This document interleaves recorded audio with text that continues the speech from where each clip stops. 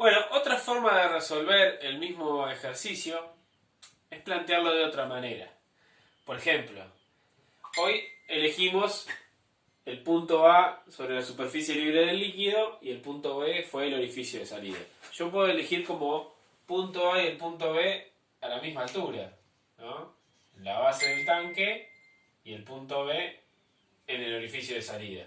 Y ahora tengo ambos puntos en la misma línea. Por lo tanto, si yo elijo como punto, como altura cero, una línea horizontal que pase por los dos puntos, a mí se me anulan las alturas. Por lo tanto, ¿qué me va a quedar en esta fórmula?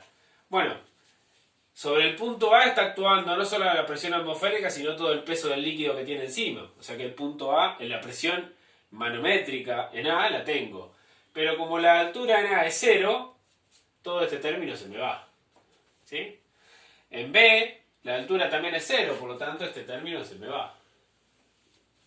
Ahora, si continuamos con el ejemplo de hoy, que tanto en la superficie libre del líquido la velocidad con que descendía era muy lentamente, en la base del tanque ocurre lo mismo, la velocidad con que circula el líquido es muy lenta, por lo tanto, este término, si la velocidad es prácticamente cero o la considero cero, este término también se me anula. ¿Sí? Fíjense cómo va quedando cada vez menos. ¿Sí? Bueno, esta es la presión atmosférica. ¿Sí? 101.300 pascales. Esto es más un medio por la densidad por la velocidad v al cuadrado. Esto es igual a la presión A. Pero la presión A no es solo la presión atmosférica, es la presión atmosférica más la presión que está ejerciendo toda esta columna de agua que tiene encima el punto A.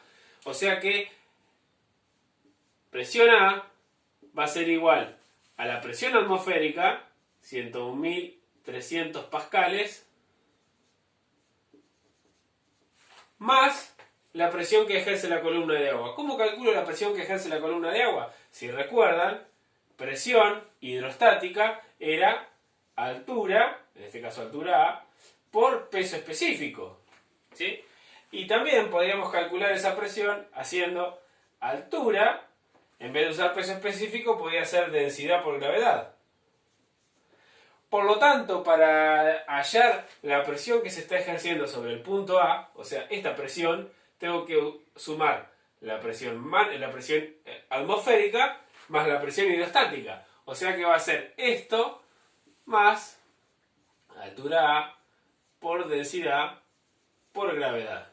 ¿Sí? Fíjense que la presión atmosférica de este lado y de este lado es la misma. O sea que si yo esto lo paso de miembro, se restan uno al otro, por lo tanto se cancelan. Entonces, ¿qué me termina quedando?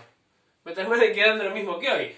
Pero, bueno, fíjense que lo planteé distinto, pero llegamos al mismo lugar, porque ahora la presión que está ejerciendo sobre el punto A no solo es la atmosférica, sino toda esta columna de agua.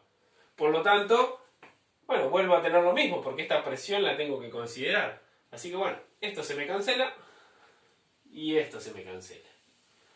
¿Y qué me termina quedando? Bueno, altura A por densidad por gravedad, un medio, densidad, velocidad v al cuadrado. Si ahora despejamos, esto lo borro, esto me va a quedar 2 por altura por densidad por gravedad sobre densidad es igual a velocidad v y el cuadrado que pasa como raíz igual. Volvemos a lo mismo. Esto me queda 2 por altura por gravedad es igual a la velocidad v. ¿Sí? Y lo demostramos de vuelta. ¿Sí? Llegamos a la misma fórmula planteada de dos maneras diferentes. ¿Sí? Hoy pusimos el punto A acá arriba y el punto B acá, y hoy pusimos el A y el B en la misma línea. De las dos maneras llegamos a la misma fórmula. ¿Sí?